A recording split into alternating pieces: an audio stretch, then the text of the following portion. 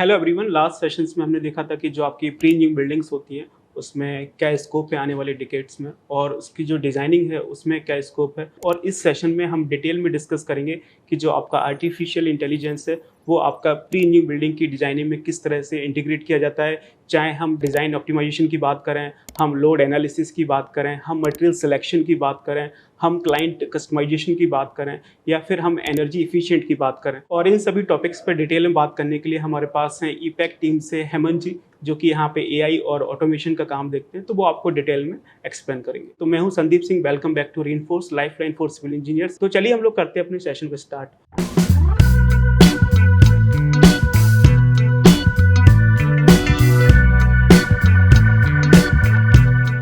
तो हेमंत जी, सबसे पहले हम लोग ये डिस्कस करेंगे कि जो आपका एआई है वो आपका पीवी की डिज़ाइनिंग में, जब आपका हम लोग डिज़ाइन ऑप्टिमाइजेशन की बात करते हैं तो वो किस तरह से हेल्प करता है।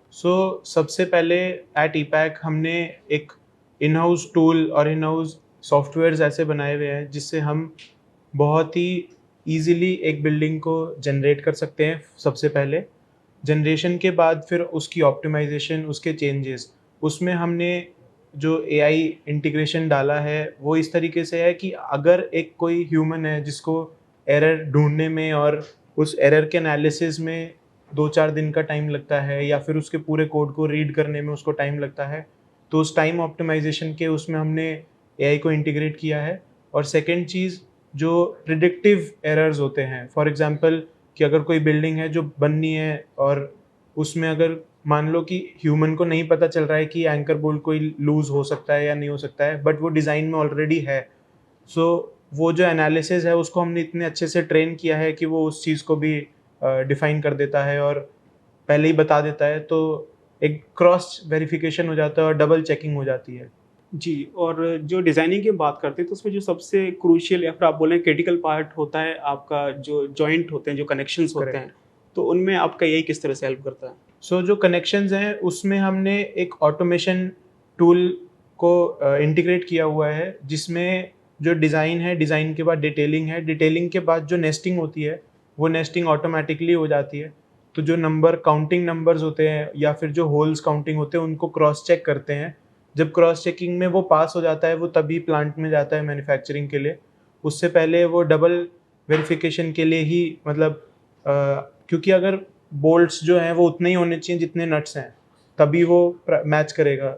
तो उस तरीके से उस टाइप के एनालिसिस हमने उसमें ऐड करे हैं, जिससे वो काउंटिंग के पर्पज से और बिल्डिंग स्टेबल है कि नहीं है या फिर उसमें कुछ मिसमैच तो नहीं है, वो सारी चीज़ें वो चेक कर लेता है।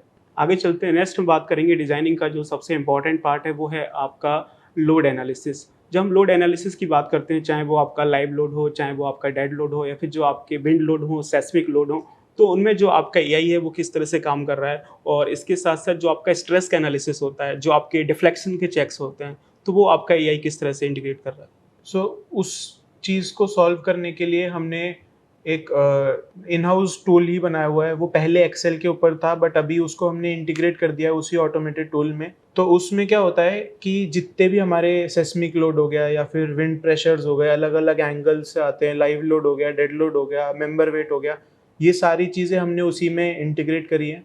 हर लोकेशन के लिए अलग होता है, टाइप जोन के अलग होता है, जैसे आईएस स्टैंडर्ड्स अलग हैं, अमेरिकन स्टैंडर्ड्स अलग हैं। तो जैसे भी क्लाइंट की रिक्वायरमेंट आती है, वो बोलते हैं हमें अमेरिकन के हिसाब से चाहिए, बिल्डिंग की लाइफ इतनी होनी चाहिए, तो उस हिसाब से जो एनालिसिस उसके बनते हैं या फिर जो प्रेशर्स उस पर बनते हैं उसको हम अपने सॉफ्टवेयर पे स्टिमुलेट करके चेक करते हैं और फिर उसके बाद ही उसको आगे भेजते हैं। बहुत अच्छे से समझाया हेमंत जी ने आपको कि किस तरह से आपका जो लोड एनालिसिस होता है। और नेक्स्ट हम बात करेंगे क्लाइंट कस्टमाइजेशन की, क्योंकि जब भी आपका कोई अच्छा कंपनी है जैसे आपका ईपैक है, तो वो अपनी क्लाइंट की रिक्वायरमेंट को पहले समझता है, उसके बाद वो काम करता है। तो जब आपसे क्लाइंट कस्टमाइजेशन करवाता है तो आप एक स्टैंडर्ड डिज़ाइनिंग के जो पैरामीटर्स होते हैं उसको किस तरह से एआई के साथ देखते हैं। हमारे पास दो टाइप के क्लाइंट्स आते हैं। एक होता है जो बहुत एजुकेटेड है और उसको सारी चीज़ें ऑलरेडी पता है पीवी के बारे में, और दूसरा जो क्लाइंट आता है उसको ऑलमोस्ट कुछ भी नहीं पता होता है प्रीफैब के बारे में। हमने एआई की मदद से एक ऐसी रिपोर्ट तैयार करी हुई है। वो हम जो हमारे क्लाइंट्स आते हैं जिनको ऑलमोस्ट बहुत कम चीज़ें पता है पीवी के बारे में, उनको हम वो रिपोर्ट भेजते हैं, उनको पूरा एक्सप्लेन करते हैं। हर एक पार्ट पे हम अपने क्लाइंट को लेके चलते हैं। अगर कोई भी चीज़ हमारी जो बन रही है वो गलत बनती है या फिर सही बनती है, तो वो हम पहले अप्रूवल लेते हैं क्लाइंट से कि सर ये आपको ऐसा ही चाहिए। सारे डिज़ाइंस, एक-एक चीज़, एक-एक नट, एक-एक बोल्ट, हर एक चीज़ क्लाइंट से अप्रूवल के बाद ही वो नेस्टिंग में जाती है। सो जितने भी चेंजेस होते हैं या फिर कोई भी चीज़ें होती है जो क्लाइंट के हिसाब से ही बिल्डिंग को बनाया जाता है, बट साथ में हम ये भी ध्यान रखते हैं कि वो बिल्डिंग सस्टेनेबल हो और वो ड्यूरेबल हो साथ-साथ में। नेक्स्ट हम बात करेंगे डिज़ाइनिंग के बाद, लोड एनालिसिस के बाद जो नेक्स्ट पॉइंट आता है वो है आपका मटेरियल सिलेक्शन का। तो जब हम मटेरियल सिलेक्शन की बात करते हैं तो चीज़ें इस तरह से हों कि जो आपका प्रोजेक्ट है वो ज़्यादा से ज़्यादा इकोनॉमिकल हो, एफिशिएंट हो, तो उसमें जो आपका एआई है वो मटेरियल सिलेक्शन में किस तरह से हेल्प करता है? सो मटेरियल सिलेक्शन के टाइम पे हमने एक नई टेक्नोलॉजी को अडेप्ट किया है जो है बारकोड बेस्ड स्कैनिंग कैमरास। उसको हमने इसलिए इंटीग्रेट करा है क्योंकि जो क्वालिटी हम ऑर्डर कर रहे हैं वही क्वालिटी वेंडर की तरफ से आ रही है कि नहीं, वही क्वालिटी साइट पे जा रही है कि नहीं, जो क्वालिटी क्लाइंट ने परचेज करी है वही क्वालिटी, सेम चीज़, सेम थिकनेस, सेम वो सारी चीज़ें वो कैमरा एनालिसिस करता है। और साथ में जो बारकोड स्कैनिंग चीज़ है वो काउंटिंग में भी हेल्प करता है ताकि जितनी चीज़ें हमने भेजी उतनी डिलीवर हुई हैं कि नहीं, या फिर जितनी हमने ऑर्डर करी है उतनी हमारे पास आई है कि नहीं। सो ये सारी चीज़ें हैं जिसको हम ध्यान में रखते हैं और जिसको हम एक निडल जितनी जो चीज़ें होती हैं, जो पॉइंटर्स होते हैं, वो भी हम अपने दिमाग में रखते हैं ताकि क्लाइंट को आगे कोई दिक्कत ना आए और क्लाइंट हमारा हमेशा हैप्पी होके जाए। ओके। जैसा कि आपका अहमद जी ने बताया कि किस तरह से जो आपका एआई है वो आपका मटेरियल सिलेक्शन में हेल्प कर रहा है, आई होप आपको चीज़ें समझ में आ रही होंगी। और नेक्स्ट पॉइंट में हम लोग बात करेंगे कि आपका मटेरियल सिलेक्शन के बाद हम लोग अगर मैनेजमेंट की बात करें कि जब हम प्रोजेक्ट मैनेजमेंट करते हैं तो उसमें जो आपका एआई है वो किस तरह से इंटीग्रेट हो रहा है? प्रोजेक्ट मैनेजमेंट में जो इंटीग्रेशंस हैं वो हमने ऐसे करी हुई हैं कि जो डिज़ाइन डिपार्टमेंट जो ऑर्डर दे रहा है, जो प्लांट में जा रहा है बनने, सो वो ही चीज़ें जाएँ जो पास हुई हैं, जो रिविजन्स हैं वो ही जाएँ, जो फर्स्ट ड्राफ्ट था या फिर जो कैंसल्ड चीज़ें हैं वो ना जाएँ। सो उसके लिए हमने डबल चेकर लगा रखे हैं। एक मॉडल हमने खुद का बना रखा है जो उसमें अगर मेल के साथ जा रहा है तो मेल अगर एम्प्टी जा रही है तो वो ऑटो फिल हो जाती है, और अगर वो फ़ोन कॉल या व्हाट्सएप के थ्रू है तो वो इन्फॉर्मेशन हमारे सीआरएम्स के थ्रू ही होके जाए ताकि जो ट्रैकिंग है वो ईज़ी हो पाए। ये सारी चीज़ें हम उसमें इंक्लूड करके रखते हैं। आगे चलते हैं, नेक्स्ट हम बात करेंगे जनरेटिव ऑटोमेशन डिज़ाइंस के बारे में कि किस तरह से ईपैक ग्रुप कर रहा है, तो वो आप हेमंत जी बताइए। तो जनरेटिव ऑटोमेशन में जो अब हमारी नॉर्मल बिल्डिंग होती है या फिर वेयर हाउसेस होते हैं जितने भी, अगर उसको बनाना होता है तो हमें एक अगर डिज़ाइनर बनाएगा तो उसको मैनुअली सारी चीज़ें, मेंबर्स हो गए, नोड्स हो गए, वो सारी चीज़ें मैनुअली एक हमारे जो सॉफ्टवेयर है, इंडस्ट्री स्टैंडर्ड सॉफ्टवेयर है स्टैड प्रो, उस पे बनाते हैं। सो उसमें बहुत टाइम लगता है। सो ऐसे ऑलरेडी बहुत सारे टूल्स थे बट वो उतनी एक्यूरेसी नहीं दे पा रहे थे। सो जो हमने अभी टूल इन हाउस अपना बनाया है, वो टूल हमें एक्यूरेसी के साथ 10 से 15 मिनट में जो भी हमें लेंथ, विड्थ, हाइट जो भी है बस उसको डालना होता है। फिर वो पूरी building with all load calculations और सारी चीज़ें, पिच रूफ स्ट्रक्चर हो गया या फिर हमारा single slope, mono slope structure हो गया, वो स्ट्रक्चर हम उसमें बना सकते हैं with load calculation, with analysis. बस उसमें एक ह्यूमन टच इसलिए चाहिए हमको क्योंकि एक मशीन है, मशीन के ऊपर हम रिलाई नहीं कर सकते हैं। हमें जो अपना रेलेवेंस है या फिर अगर कोई ह्यूमन होगा तो उसके ऊपर ज़्यादा होता है। तो इसलिए अभी भी जो डिज़ाइनर्स हैं और जो हमारे ह्यूमन चेकर्स हैं उनकी ज़रूरत पड़ेगी क्योंकि वो चेक करेंगे तभी वो पास होगी। एक मशीन के ऊपर रिलाई नहीं कर सकते। बट हाँ, ये है कि हम एक्यूरेसी के साथ उस बिल्डिंग को जल्दी बना सकते हैं ताकि ह्यूमन एरर कम हो और एफिशिएंसी ज़्यादा है हमारे टीम की। ओके, नेक्स्ट हम बात करेंगे एनर्जी इफिशिएंसी को लेके कि जो आपका एआई है अगर वो आपके प्रोजेक्ट में इंटीग्रेटेड होता है तो आपका प्रोजेक्ट किस तरह से एनर्जी इफिशिएंट हो सकता है?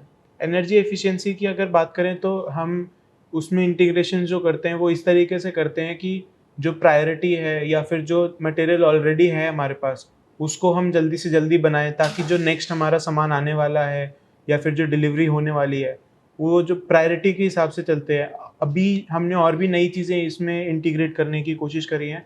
वो ये है कि फेजेस में बिल्डिंग्स को डिवाइड करें ताकि मल्टीपल प्रोजेक्ट्स एक साथ हम हैंडल कर पाएँ और उसमें जो हमारी टीम है, जो हमारे लोग हैं, उनकी जो एनर्जी है उसको हम एक अच्छे डायरेक्शन में लेके जा पाएँ और ढंग से उसको एफिशिएंटली मैनेज कर पाएँ। तो सर ने आपको बताया एनर्जी इफिशिएंसी को लेके कि एआई कैसे काम कर रहा है, और पूरे प्रोजेक्ट्स में इन सब चीज़ों को डिस्कशन करने के बाद जो सबसे इम्पोर्टेंट चीज़ होती है वो होता है आपका बजटिंग, एस्टिमेशन, कॉस्टिंग। तो उसमें एआई किस तरह से हेल्प कर रहा है?